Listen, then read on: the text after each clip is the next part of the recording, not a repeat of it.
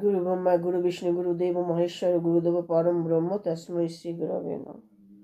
সকলকে আমার জয় গুরু।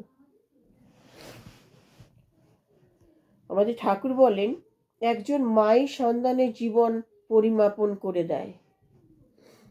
একজন মা সেই গর্ভ অবস্থা থেকেই সন্তানের ভালো মন্দ মেপে দিতে পারে। মা গর্ভ অবস্থায় ঠিক ঠিক যেমন চলবে, যেমন আচরণ করবে, চলা বলা যেমন হবে, শিশু ঠিক মতো সেইভাবেই তৈরি হবে। মায়ের চিন্তা ভাবনার উপরে, মায়ের খাওয়া দাওয়ার উপরে সন্তানের মস্তিষ্ক তৈরি হবে।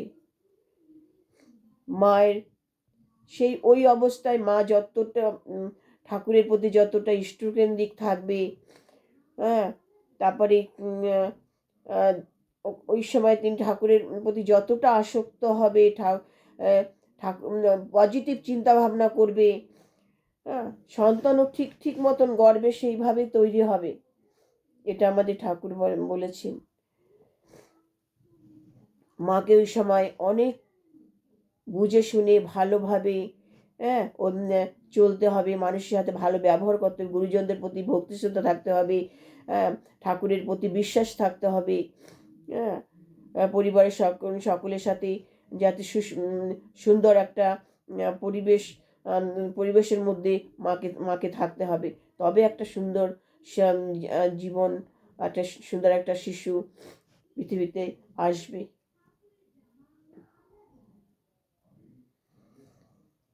আবার সন্তান শুধু জন্ম দিলেই হবে না, সে শিশু অবস্থা থেকে মাকেই কিন্তু শিশুর উপর সর্বদা নজর রাখতে হবে, সুন্দরভাবে গড়ে তুলতে হবে। একটা মাটির পুতুলকে যেমনভাবে মাটিতে একটা সুন্দর একটা মূর্তি তৈরি করে কুমোররা, ঠিক তেমনিভাবে এটাই মাই পারবে।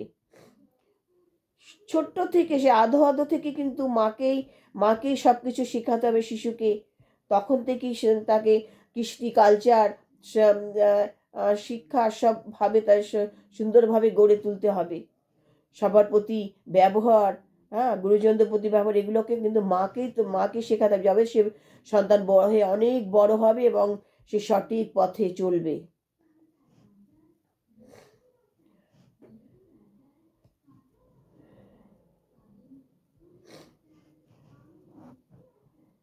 তাহলে শুধু সুন্দর একটা সন্তান জন্ম দিলে হবে না, তার সাথে মাকে, তার পেছনে মাকে বাবাকে সর্বদা সঠিক পথ দেখাতে হবে।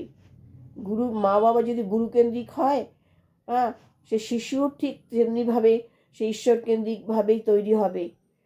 অনেক সময় দেখা যায় মায়ের অধিক স্নেহ দিয়ে শিশুকে খারাপ করে তোলে। শিশুর প্রতি মায়ের যে দুর্বলতা শিশুর অনেক ক্ষতি হয়ে যায়। তাই শিশুকে ওই বলছে না যে মা কিন্তু প্রত্যেকটা বিষয়ের উপর পরিমাপন করে দেবে আর শিশু সেটাই করবে। এটা মায়েদেরই দায়িত্ব।